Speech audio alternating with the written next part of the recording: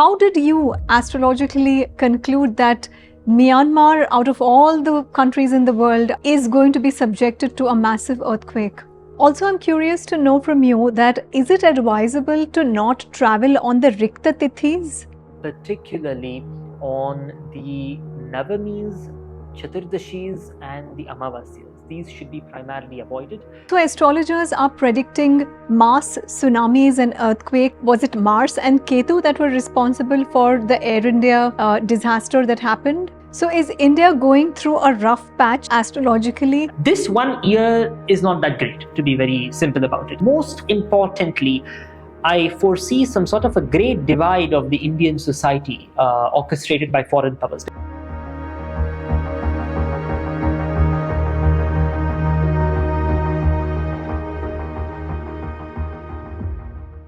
Hi, this is Preetika Rao, and today I have with me Abhigya Anand to speak about the fears that 2025 is bringing in, especially astrologically, because astrologers all across India are predicting, mass deaths and calamities and earthquakes, and the Air India air crash that happened recently caused a lot of grief and, of course, fear amongst people and travelers in the country. So I want to touch upon this topic. Abhigya, welcome back on my podcast. Dhanyavad, Jai Shri Krishna. So just a couple of thoughts here. First of all, mass deaths are a phenomenon, I do agree. But so far we have just seen the tip of the iceberg. It's not something that should cause so much commotion. People can be more calmer than this, I believe. So astrologically, the Indian astrologers are saying things like, do not travel this year, do not make too many traveling plans and all of that. Is it only in India or is it a global phenomena? Are the planets that bad that people all across the world should be a little wary of not traveling much this year? Traveling half the globe is not a very good idea during this time frame, but nor is it something that I would personally abhor. Rather, it is, if one has to be so specific about safety, it's better not to step out of your door, basically, because there are dangers at every moment. What to speak of your door, the dangers inside your house itself. So don't move from one room to the other, because at any point of time, something could happen. On a scale of dangers, traveling in a motorbike in India can be one of the most deadly things a human being can ever endeavor to do. And traveling by flight by far is a safer option. So I would recommend avoiding spreading too much fear on this subject. As a society, we work on things to fix the safety issues that we have at the core of infrastructure with this country, rather than sporadic incidents once in a while. So what I would recommend is, as I mentioned earlier, keep chanting Harinam and continue with your daily lives. Focus on what you can change with the future and not too much about the past. Also, astrologers are predicting mass tsunamis and earthquakes, and you predicted the Myanmar earthquake, which came true. Your predictions came true. And there was a major earthquake in Burma that took a huge toll of people. How did you astrologically conclude that Myanmar, out of all the countries in the world, is going to be subjected to a massive earthquake? So it was a particular set of astrological combinations that I was working on for several months. It definitely God's grace was involved. A lot of hard work went into it. And I was not very sure how exactly to use artificial intelligence to further my research. So I had to sit down and take these as individual earthquakes, make horoscopes for them, go through each, try to reason out why the earthquake happened in this time frame, compare it to other earthquakes, and sit down with fellow researchers. And I had some very helpful minds who helped me, who at least provided data for me, including Dilip Bapatji. I'd like to thank him for some of the contributions with the data related to tithis and earthquakes. So then, just going through all of this, of course, I must admit that I was not precise with the location. I was 800 kilometers off. I had represented the Indo-Tibetan plateau, and also talked about the Assam region. Myanmar was slightly away from that, about 800 kilometers. But I think this is a this is a good step towards being able to predict earthquakes. And as astrologers, as a community together and researchers, I'd invite seismologists and others to come together and kind of predict the next major global earthquake. And this has to be done with the aid of data science. And it is very much possible if we do put a concerted effort towards this. So the basic astrological combinations involved were the Chaitra Shukla Pratipat charts for each location throughout the world. So we basically project the zodiac onto the globe, which gives you a good understanding of which rashis are projected upon which sections of the sphere. And then you go on to see how the planetary positions were with the reference to that particular position longitudinally and latitudinally at the exact moment of the Chaitra Shukla Pratipat, which means when the lunar calendar resets, when the moon completes its 12 sets of Paurnamis, that is full moons throughout the lunar calendar, and it ends with an Amavasya, starts with a Pratipat. So that very moment is very significant. I use those charts, which are called the Yugadi charts, and then I also used a couple of other charts of each earthquake. Whenever you have the superior grahas, that's Guru, Shani, and Mangala, in a sort of quadrant or trine to each other, even if it's not a precise trine, as long as they are in a sort of flux with reference to each other, an astrological flux, we can expect a natural disaster, particularly a seismic one. And a couple of other observations similar to this led me to the belief that an earthquake would happen before the beginning of the next lunar year. So I set the time as between March 13th and March 29th, and the earthquake happened March 28th. So I think we definitely need to do more research into this. It's very promising. No matter what the scientific community today says, one day they shall appreciate these efforts, and let's do it for the sake of humanity. Was it Mars and Ketu that were responsible for the Air India disaster that happened? The main reason for most of these air accidents, of course, is Rahu and Shani coming together in Meena Rashi. And we were working on this as well. Unfortunately, we were still working on the project, and by that time, all these accidents happened, unfortunately. But at the moment, there is no way to prevent them even through astrology. We cannot tell people not to travel by air on certain days. Because there were several hundred flights on the same day and only one actually crashed. So it's very difficult to tell everyone to cancel their plans and spread fear. But yes, the main reason was, especially for the Air India tragedy, it was the Mars and Ketu combination kind of tipped the scales a bit more for it to happen. Several other reasons, but as they say, the last straw breaks the camel's back. Mars and Ketu's conjunction was that last straw. It would not happen every Mars and Ketu conjunction. It happens when there's already, as we say in seismology as well, pressure needs to build up. So while studying astrology, we keep monitoring what is the level of this astrological pressure over several patterns repeating. The same thing has to do with geopolitical conflict.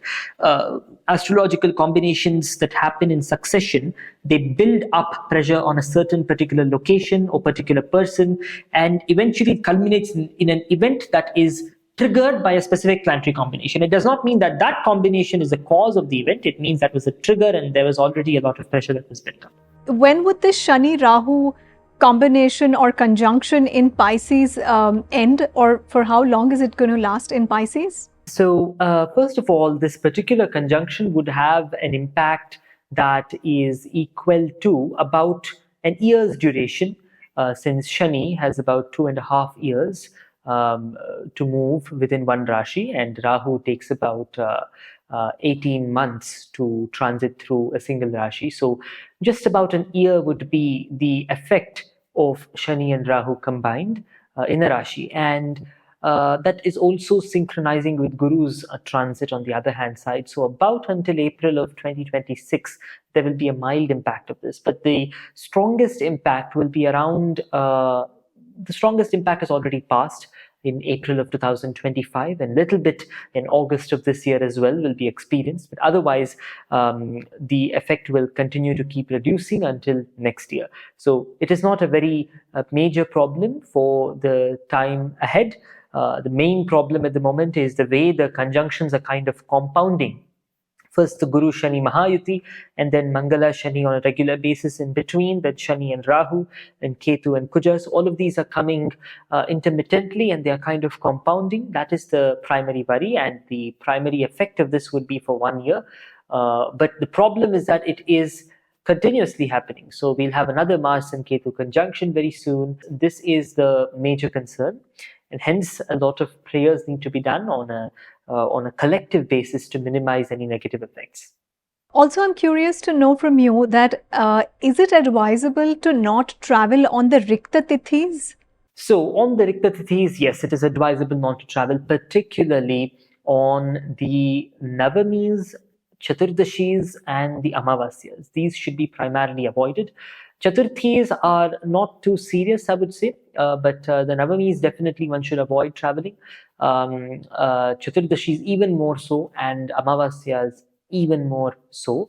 But if so, when I say traveling, I mean dangerous travel, particularly. And in the list of dangerous ways to travel, traveling on, say, roads, especially by highway, is probably the most dangerous form of travel. Air travel is probably one of the safest forms of travel, statistically speaking. Of course, practically, things can get a little bit different. Especially this year, the Shani Rahu Yuti, which has an effect of 1 to 2 years overall, seems to have a very adverse effect on air safety, and this is being studied at the moment as well at our institute. The main problem is that when there is a Rikta Tithi, or whenever there's a very inauspicious combination going on, or a Grahana, mainly road travel should be avoided. Also, of course, every form of travel, but if we have to pick something, it should be road travel.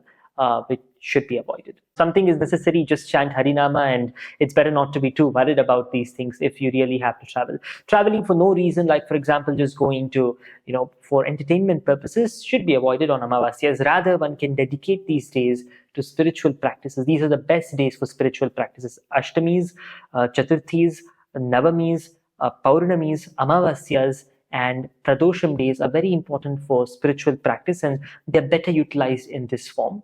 If one has to travel, then chant Harinama and safely travel with no worries. If something has to happen, it shall anyways happen. Trayodashis, one may travel, it's not too problematic, but the Pradosha Samaya during the Trayodashis, which is around sunset time, exactly about 48 minutes post sunset time and about 24 minutes prior to sunset time, is known as the Pradosha Samaya. Just to keep it simple for our viewers, somewhere around 5 to 8 p.m. basically.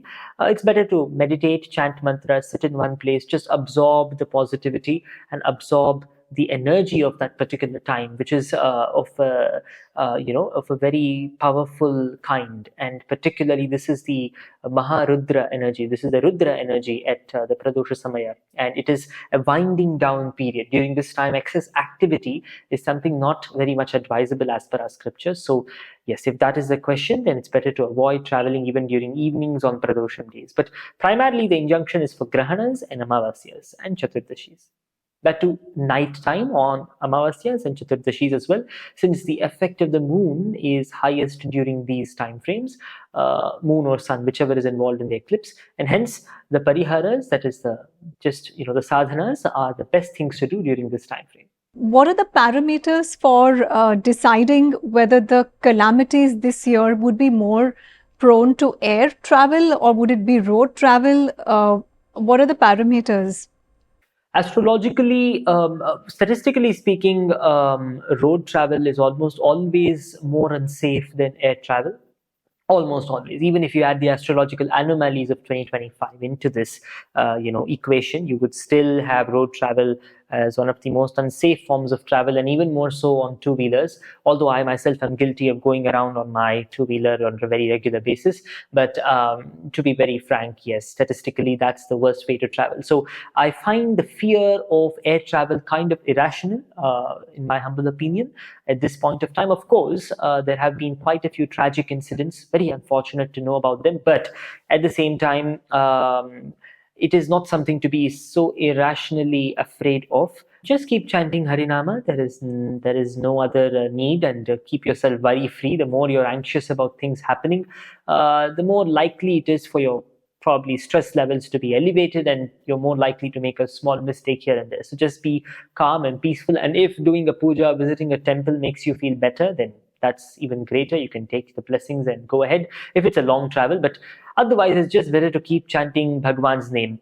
That way, you're protected. Or if at all, once time has come, then you reach the highest destination if you have Bhagwan's Naam on your tongue at that particular time. So either way, it's always a good thing. So there are some books written by Varahamihira ji, Acharya Varahamihira, which have described different, the there is this Yatra Shastra itself that's dedicated to travel, because in the ancient times, travel was extremely difficult. It used to be, extremely long, and there was no communication, there was no point of contact. So it was a very, very big thing for people at that time. Even today, with all the technology that we have created, over 500 people die almost every day just in our country on our roads, in road accidents. So of course, it is a very uncertain thing to be traveling even on a normal highway road, even on a normal stretch of road, especially in our country. So considering the way the people are educated here, it is very difficult to travel on the roads. However, at the same time, you could say that yes, of course, visiting a temple is always good. You start your day with prayers, you end your day with prayers, and either way, whatever happens, try to be worry free as much as possible. Of course, being very careful, but not having a constant anxiety in your mind. There's a fine line between the two. So I think adopting that would be great. So basically, people should not fear, because at the end of it, it also depends on the Mahadasha or the major planetary period that you are as an individual going through in your horoscope. Road accidents, everything can be seen astrologically. I know that the Air India air crash has caused a lot of, hurt and fear, of course, in a lot of us.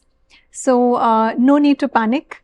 And the purpose of having this podcast through an astrologer was only to, pacify the people out there and to let them know that accidents can happen anywhere if they are written and destined for you in your horoscope. So is India going through a rough patch this year astrologically? We have entered a very prosperous time frame in the last decade under the leadership of the present government, and now we should see a great rise in our country. But this 1 year is not that great, to be very simple about it. And 2026 is going to be a little bit better. And amidst all this global conflict, there are only a few winners. One is Eastern Europe to an extent, very strange. I'll explain this in my later episodes or videos. And two, including Russia. And two, of course, China, but not as much. I'm expecting some problem in China towards 2027 approximately. I'll explain that as well very soon. And number three, India is going to be one of the biggest winners over the next 2 decades. We have entered a very auspicious astrological time frame. I'll elaborate on this next as well, but this has to do something with the 220 to 240 year Jovian cycles, trigonal cycles. And there's also this 800 year period, which is all, coming together somehow, and we're going to see a lot of prosperity. So this 1 year is problematic, but let's have hope for the future. Let's think of what we can do. And most importantly, I foresee some sort of a great divide of the Indian society orchestrated by foreign powers, because every time people know that a particular power is going to be rising, there's always some sort of opposition to it. People, countries and powers, foreign powers, all come together to crush the growth of another potential superpower. And India is that. And everyone knows that in the world. At least the intelligent know that this country has untamed potential, and something that even we will be surprised when we see what we were 10 years ago and what we will be 20 years into the future. So when this is happening, there are indeed a lot of bad actors who want to break our society on grounds of caste and creed, which none of us even observe these days. We all want to be together and stand together as principles with our ancient Bharatiya principles. So if there is one message I'd like to share with society, with our Bharatiya friends and society, is that there is a great force that is coming to divide us all in the next 2 or 3 years. A great orchestra of anti-national elements who want to break our unity, who want to stir one creed of human beings against the other, and somehow create a huge legal conflict between different parts of our society.